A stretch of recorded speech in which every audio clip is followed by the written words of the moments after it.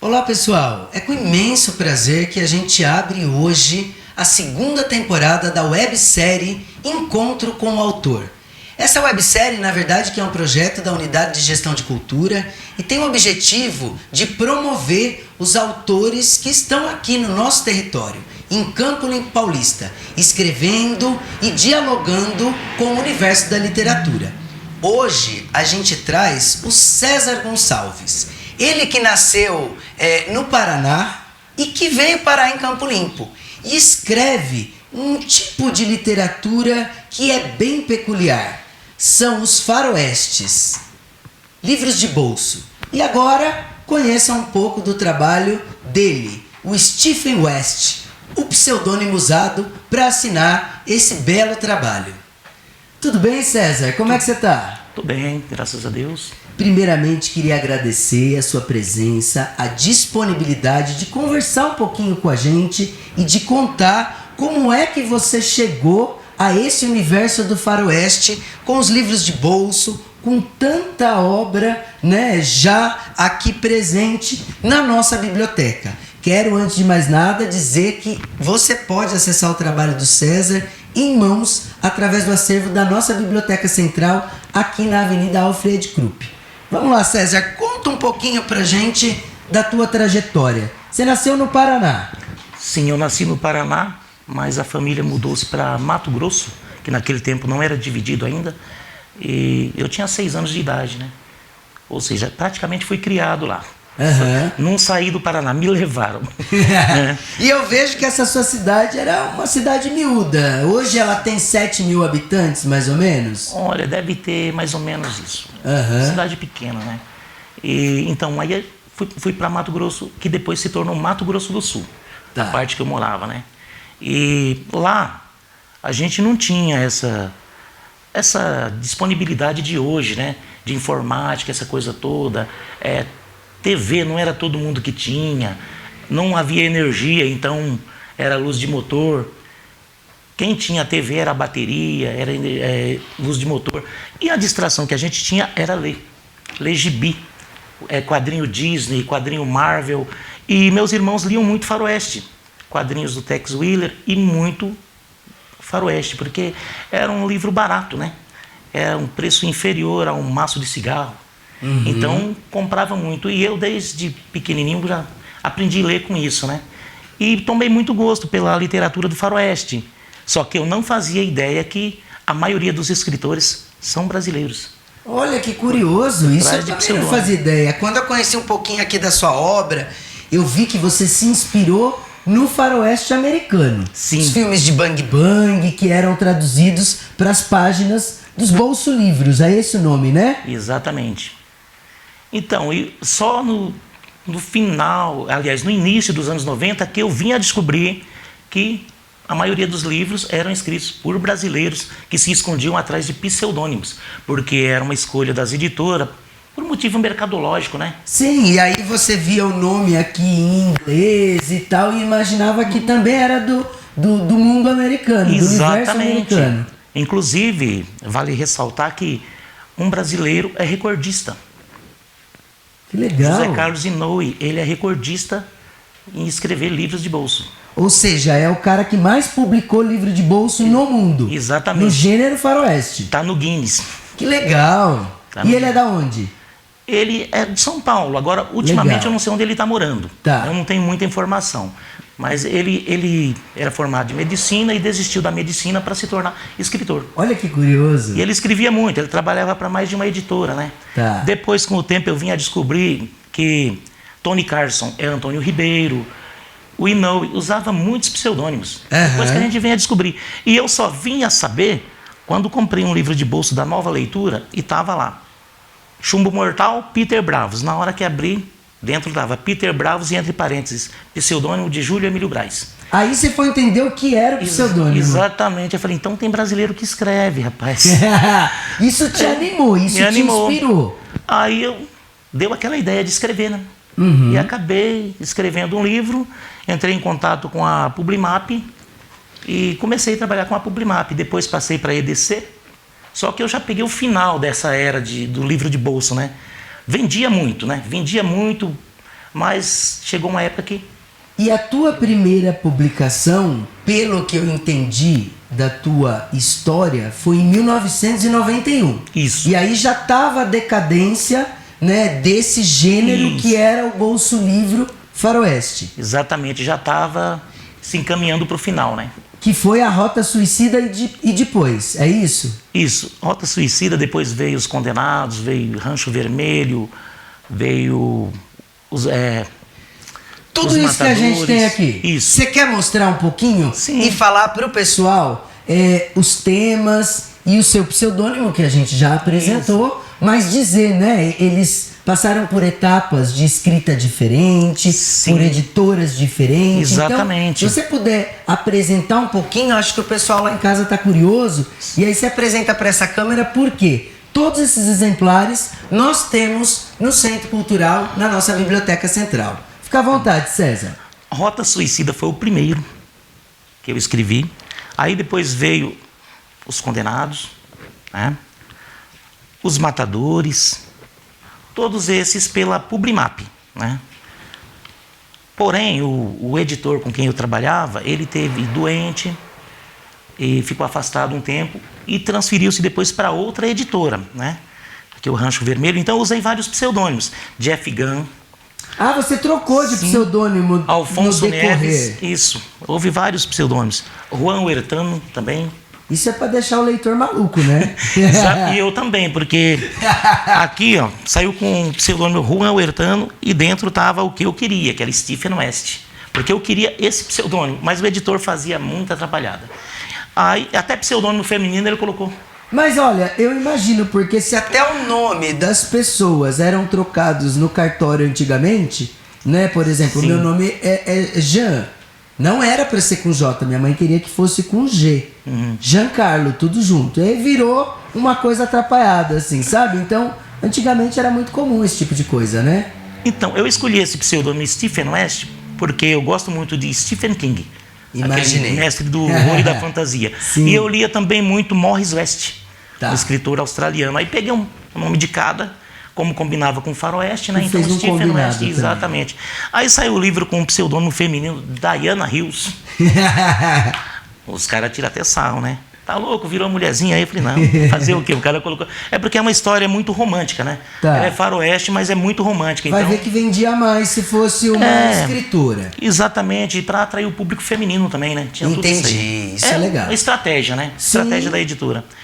Aí, então eu fiquei parado, sem escrever mais. Quando foi o último? De 91 até quando? 94 foi o último meu publicado. Ah, então a produção foi bem firme, porque você conseguiu publicar acho que mais de 5.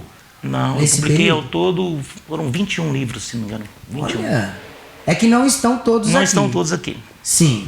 Então, o 94 foi o último que eu publiquei pela EDC. Então, em 3, 4 anos aí, você publicou mais de 5 por ano. Sim. Legal. Só que tinha escritor que escrevia 2 por dia. Nossa. tem... Era produção mesmo. Sim, muita produção. E a galera conseguia, nessa época, assim, a gente tá falando da década de 90, né? Quando a imprensa era muito forte, o jornal impresso, os livros, e não tinha todo esse movimento que a gente tem hoje, que a gente já vê até o e-book, né? Hoje a gente lê o livro na tela do celular, inclusive compra. Dava uma grana de direitos autorais? Como é que era isso? Era pouca coisa. Era mais pela paixão mesmo. Exatamente. Por exemplo, a maioria dos escritores que viviam só disso tinha que escrever muito. Entendi. Tinha que trabalhar para uma ou mais... produção tinha que ser firme. Tinha que trabalhar para uma ou mais editora, ou então escrever demais. Porque não era um valor muito alto, justamente porque era barato o livro. Sim. Então, para gerar o lucro era pequeno também. Exatamente. E aí você parou nesse período aí de 91 até 94, estava morando no Mato Grosso, que hoje é Mato Grosso do Sul. Exatamente. Coincidentemente, num município que era divisa do Brasil com Paraguai e Bolívia, é isso? É, Paraguai. Paraguai. Exatamente. E isso também dava para você uma inspiração, porque tinha um universo ali que era muito peculiar. Sim, exatamente. Com tudo isso que você falou, né? Muito parecido com o universo do Bang Bang, porque não tinha iluminação, as questões ali urbanísticas não eram tão presentes, tinha mais essa cara de Velho Oeste. Exatamente. Isso te inspirava? Inspirava e muito. Inclusive tem pessoas, conhecidos meus, parentes, que fazem parte das histórias. Eu imagino. Eu mudei assim, por exemplo, o nome da pessoa para poder encaixar com o gênero, né? Sete Quedas, a cidade que eu morava, tá? Seven Falls. Né? A gente vai chegar aí, porque depois dessa sua pausa, eu tô dizendo porque eu vejo essa analogia presente na tua obra também. Você lançou mais 2, é isso? Isso. Na verdade, esse aqui é reedição. Tá. O Gatilhos em Duelo. Uhum. Esse aqui foi publicado pela editora Ranger do Texas. Que é uma retomada desse projeto do livro de bolso, quase que para uma edição de colecionador, é isso? Exatamente. O Edemar Norberg, ele entrou em contato comigo. A gente se conheceu através de um clube de bolsilivros, né? Aí tem o grupo de WhatsApp, e ele entrou em contato comigo e falou, olha, eu estou tentando resgatar o livro de bolso, principalmente com o intuito de revelar os nomes dos brasileiros que escreviam, que ficaram escondidos atrás de pseudônimos. Aí ele me convidou, falou, você não está afim de publicar? Eu falei, vamos, sim. Claro, por que não? Aí entramos nessa jornada aí, né? E ele falou, a gente vai fazer uma tiragem baixa, porque no momento não se vende muito, o pessoal tem outras formas de se distrair, né? Sim. Não é como antigamente. Você entrava num trem e o pessoal estava com o livro na mão. Hoje é celular, né? E aí, para essa coleção de bolso, foi lançado uma e depois outra. Então nós estamos falando de 2 livros de bolso. Exatamente. E aí, nesse momento, você já estava aqui em Campo Limpo. Exatamente. Como que você veio parar em Campo Limpo? Eu vim parar aqui porque o meu irmão já mora aqui há bastante tempo. Meu irmão, meus sobrinhos, né? Eu vinha aqui passear. Entendi. Eu sempre vinha aqui passear, visitar a família, até que em 2006 eu mudei para cá. Eu vim morar aqui. Então já faz um tempo, estamos falando aí sim. de mais de uma década. Exatamente. Quase 2. Eu morei a maior parte do tempo lá em Mato Grosso do Sul mesmo, né? Ali naquela região, fronteira com o Paraguai, até lá em cima, em Corumbá, fronteira com a Bolívia. Por ali eu rodei todo aquele trecho ali. Aquele trecho. E aí, eu só estou pesquisando aqui com você, e aí você falou, né, de Sete Quedas. Eu li esse teu último livro, quer dizer, o penúltimo, porque o último você trouxe hoje, sim, né? O primeiro, que são dos Heróis de Pradaria. E aí, coincidentemente, existe um trecho aí que fala de Cleanfield. Cleanfield é Campo Limpo. Nós estamos falando de Campo Limpo, né? Exatamente. Campo Limpo em inglês é Cleanfield. E aí a minha pergunta era justamente essa, mas você já revelou antes. Existe então essas características da sua pessoalidade que são trazidas para esse universo do faroeste com pseudônimos, com terminologias traduzidas para o inglês e etc. Então, você vai alimentando um pouco das suas histórias para o universo aí do inglês, do faroeste e trazendo para o leitor. Exatamente. Eu acho interessante você colocar um pouquinho de realidade na coisa, claro, você fazer aquela modificação, dar uma roupagem diferente, mas sempre está inspirado ali em alguma coisa. Tem uma camada de ficção, mas tem uma outra camada que é da realidade, que faz parte da tua história, é isso? Exatamente. Legal. E para fechar, eu peguei aqui uma frase que eu li também de um personagem, fala de um deles, que diz: não se resolvem os problemas fugindo deles. Fala um pouquinho pra mim, porque eu entendo também que assim, isso é do personagem, mas deve ter um pouquinho do conceito do autor, de encarar o problema ali de frente. Sim, sim. Você lembra dessa fala? Lembro. Eu acho que tem que enfrentar o problema. Se ele existe, você contornar ou fugir dele, né, não vai adiantar. Você tem que pelo menos tentar, saber se vai resolver ou não. Porque evitar o problema, se ele já está na sua frente, você tem que encarar. E é como o pessoal das histórias faziam, né, do faroeste. Enfrentavam os inimigos, as dificuldades, tudo isso. Então, acho que você tem que ir para cima. E isso traz a tua característica, traz a característica do personagem e também do enredo do faroeste, que era o povo que ia para cima, sim, né? Sim. Muito Inclusive, bom. Tem coisa nessa primeira história que você leu aí, Gatilhos em Duelo, tem certas coisas que foram fatos que realmente aconteceram. Verídicos. Sim. E que aí você traz uma camada de... Exatamente. Ficção. Aí eu criei, em torno daquilo, eu criei uma história, mesclei com a ficção e realidade, dei aquele toque poético e assim por diante. Ou seja, teve um fio de inspiração na realidade. Muito bom. César, eu quero agradecer de coração você ter nos procurado. Quero aproveitar e deixar aqui o convite a todos que escrevem, que arriscam o universo da literatura. Nos procurem nas bibliotecas da cidade, no Centro Cultural, porque esse espaço é para vocês. E claro, poder promover isso para o munícipe, para o nosso espectador. E agradecer, lógico, também a minha equipe que ajuda com que tudo isso seja possível. A Ana que encabeça esse projeto, a Mari também que nos auxilia e que nos dá aí o estofo para que tudo isso aconteça. E deixar agora o último minuto com você, para que você convide os leitores da nossa cidade a conhecer tua obra, que está disponível nas nossas bibliotecas, e qualquer mensagem que você queira deixar aí, seja de homenagem ou de agradecimento ou um recado mesmo para o nosso espectador. Bom, em primeiro, eu quero agradecer pela oportunidade, né, de estar aqui, poder mostrar o trabalho, né. É um gênero que nem todo mundo curte, mas muitas pessoas gostam, né. Não é livro grande, é de bolso, só que a ideia é justamente essa, resgatar o livro de bolso, né. Houve até pensamento de fazer ele grande, como essas duas histórias são interligadas, fazendo um volume só. Mas daí ia fugir do padrão Bolsa e Livro, que é o que os amantes do Bolsa e Livro gostam, é desse formato. Aqueles caras que cresceram, lembra isso aí.